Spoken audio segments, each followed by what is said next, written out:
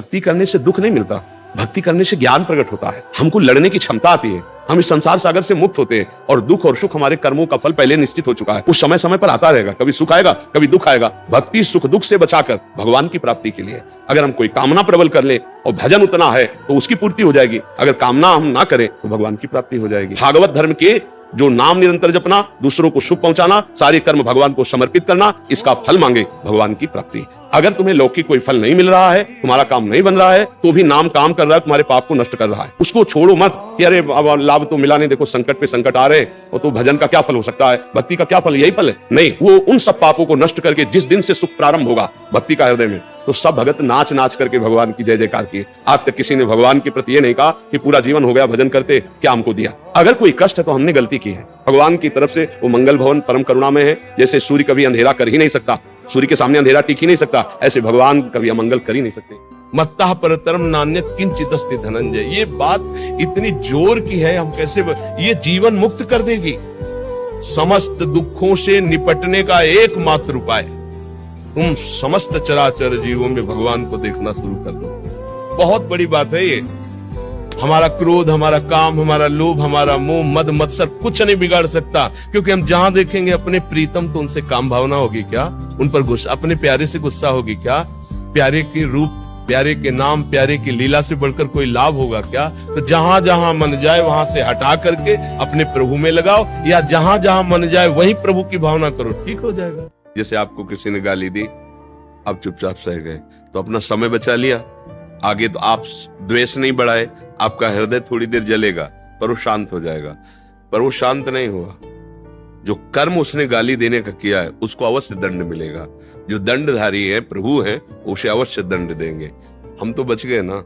अब अगर हम गाली देते हैं, उससे लड़ते हैं, उसका बुरा मनाते हैं, तो हमारा नया कर्म बन गया ना। अब इसका भी हमारे में हिसाब होगा, इसलिए सावधान रहे। जो उपदेश कर रहे हैं उनको स्वीकार कर लो। तो जिन संत का हम उपदेश मानकर चलते हैं वो हर समय हमारे दिमाग में रहते हैं। ध्यान दीजिए, वो बाबा ने बोला था ये नहीं करना है, बाबा लिखा था ये करना, रहे ना दिमाग में। तो संत सानिध्य है कि नहीं है? सही पूछो तो वही संत सानिध्य है।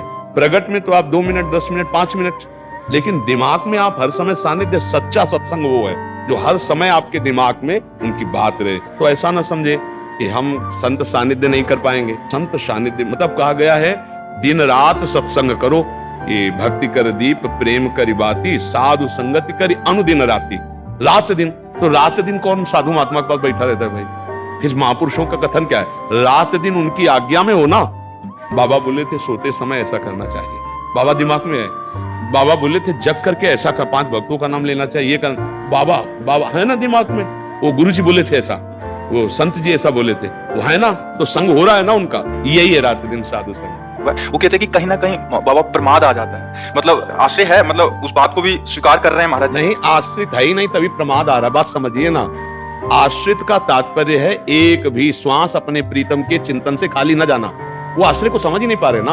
अंदर से हम जिसके आश्रित होते हैं उसी का सतत चिंतन होता है। जैसे काम का आश्रित कामनी का बिना प्रयास के चिंतन करेगा, धन का आश्रित धन का बिना प्रयास के चिंतन करेगा, उसको प्रयास थोड़ी करना पड़ता है। आप विचार करके देखो। तो आश्रय हम जब प्रभु का लेंगे, अभी आश्रय नहीं हुआ ना, तभी ये बात आती प्रमाद। ये कर्ता बोल रहा है, ये अहम बोल रहा है, जो समर्पित नहीं हुआ। जो अहम समर्पित हो जाता है वो एक क्षण भी भगवान से विलग नहीं हो सकता। वो समस्त आचरण भगवान के अधीन होकर करता है, और एक सेकंड के लिए भगवान का विस्मरण हो जाए वो व्याकुल हो जाता है, जैसे प्राण निकलने का। यह है आश्रय। कहने की साधन सुधन अभी नहीं करेंगे, केवल हम तो पढ़े हैं व्यास पुरुष। ये तो कायर पुरुष है, ये भगवत आश्रित थोड़ी है। मन वचन कर्म से भगवान के आश्रित होकर वो नाम जप कर रहा है, कुमार्गामी प्रवृत्तियों को त्याग रहा है। जो नहीं त्याग पा रहा भगवान से पुकार रहा है, प्रार्थना कर रहा है, हर समय भगवत चिंतन, ये भगवत आश्रित का लक्षण है। इसका नाम मृत्यु लोक है।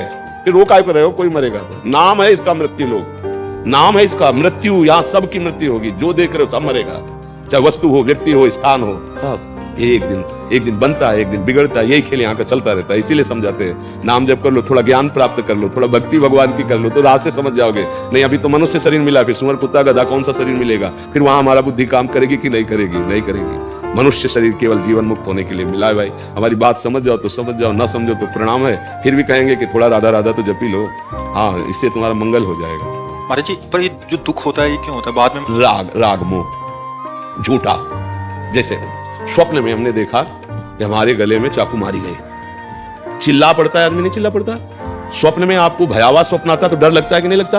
अच्छा सही बताओ ईमानदारी से, क्या होता है? स्वप्न में पता नहीं चला झूठा है, ये जब जगे तब पता चला झूठा है। ऐसे ही ये जो दुख हो रहा है मोह का कारण। हमारा कोई बुरा कर रहा है तो भोगोगे, और जब उसे कष्ट मिला तो मुझे अच्छा लग रहा है, ये हमारी कमी है। जो हमारे साथ बुरा करे तो हम श्री जी से ये कहें कि आप इसकी बुद्धि शुद्ध कर दो, इसके अंदर ज्ञान प्रकाशित कर दो।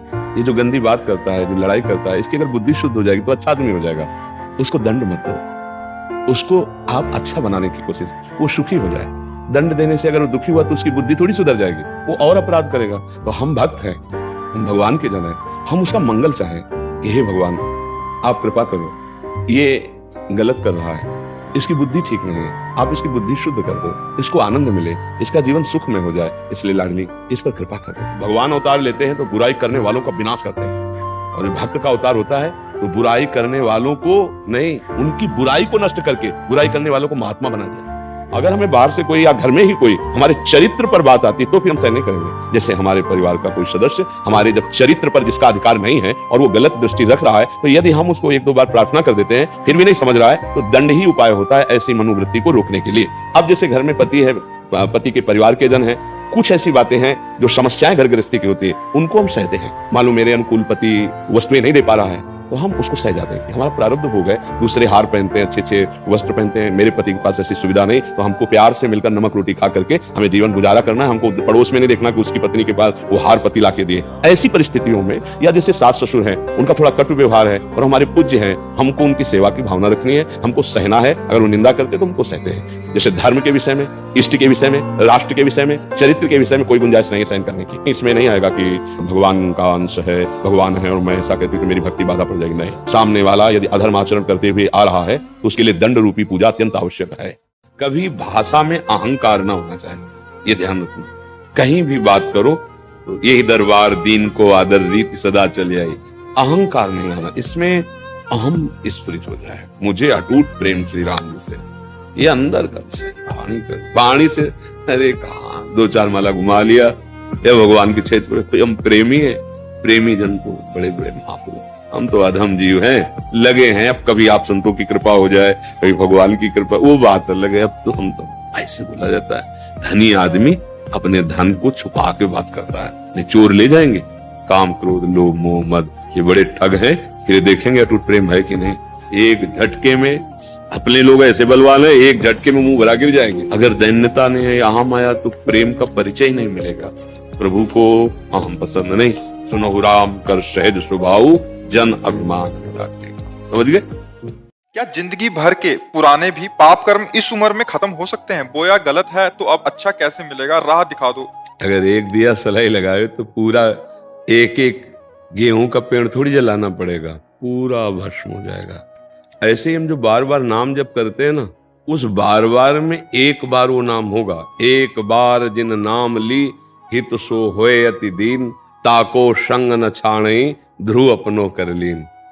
आर्त भाव से वो जो एक बार नाम निकलेगा, उसी दिन से भगवान तुम्हारा संग कभी नहीं छोड़ेंगे। अगर अब हम दुख नहीं भोगना चाहते तो दुख वाले पाप कर्म ना करें। आज से अब लो नसानी अब ना नशई हो। आज तक जो हुआ हो गया, अब हम आगे कोई पाप कर्म नहीं करेंगे। और पीछे जो कर्म हो गए हैं वो भगवान की शरणागति और नाम जप से नष्ट हो जाते। भगवान कह रहे हैं अशांति बढ़ती जाएगी, जितना बैंक बैलेंस बढ़ेगा और जितना भोग बढ़ेगा, शांति नहीं बढ़ सकती। देख लेना, जितना भजन बढ़ेगा उतनी शांति होती चली जाएगी, जितना भोग भोगते जाओगे उतनी अशांति बढ़ती चली जाएगी। आप खुद अनुभव करके देख लीजिए। तो शांति प्राप्त करने के लिए, प्रसन्नता प्राप्त करने के लिए अपने कर्तव्य का धर्म पूर्वक पालन करते हुए नाम जप किया जाए। कोई भी गंदा आहार, गंदा पेय ना पिया जाए, नहीं तो मन थोड़ी देर के लिए बेहोश होता है उस प्रमाद स्थिति में, तो उसी को तुम आनंद मान लेते हो। अभी आनंद जाना कहां? होश में चैतन्य होते हुए भी बेहोश रहना एक बड़ी अद्भुत स्थिति होती है, वो भगवान से प्राप्त होती है। आप भगवान के अंश हो, प्रकृति के अंश से आप कभी सुखी नहीं हो सकते हो। जो आपको हृदय से अच्छा नहीं लगता वो दूसरे के साथ व्यवहार ना करो। आत्मना प्रतिकूलानी परेशान न समाचरे। आपकी कोई बहन बेटी को गंदी दृष्टि से देखे, आपको बर्दाश्त नहीं होगा, फिर आप दूसरों की बहन बेटी को, यदि आप का कोई निज जन गलत करने जा रहा है तो आपको पसंद नहीं आएगा, फिर आप गलत करें। मान लो पत्नी है, पुत्र है, परिवार के सदस्य। आत्मना प्रतिकूलानी परेशान न समाचरे, पाप अंदर से प्रेरणा होती ना करो। दूसरी बात, हम सब जो हमें पसंद नहीं आता वो हम दूसरे के साथ बर्ताव ना करें। ये आत्मना प्रतिकूलानी परेशान न समाचरे, सब शास्त्रों का सार इसी में। हम दूसरे का हित करें, दूसरे का मंगल करें, अपनी इंद्रियों को शासन में रखें, हमसे कोई पापाचरण न हो जाए। तो गुरु की आज्ञा संपूर्ण गीता, संपूर्ण भागवत, संपूर्ण शास्त्र है और वो आपके हृदय में स्फुरित होने लगेगा। मन की लड़ाई लड़ पाना बहुत कठिन होता है। मन की मार बहुत बुरी होती नहीं। वो ठान ले कि आज हमको पानी पूरी पानी, और 1000 बार आपके सामने पेश करेगा। उस ठेलिया में खाया था ना, बहुत स्वादिष्ट था, पूरी पानी पूरी, उसका स्वाद 1000 बार, और आपको 1000 बार ना कहना होगा नहीं नहीं, और वो जलाएगा। अब इसको सह जाओ तो भजन बन जाएगा। अब ये लगेगा धरो माला, पहले पानी पूरी पालो चल कर, क्योंकि कहता ऐसा है इसका स्वभाव, इसका प्रभाव भी ऐसा है। गोपाल जी तुम देखना, माला पहले हम पानी पूरी पा के आते हैं ठलिया से।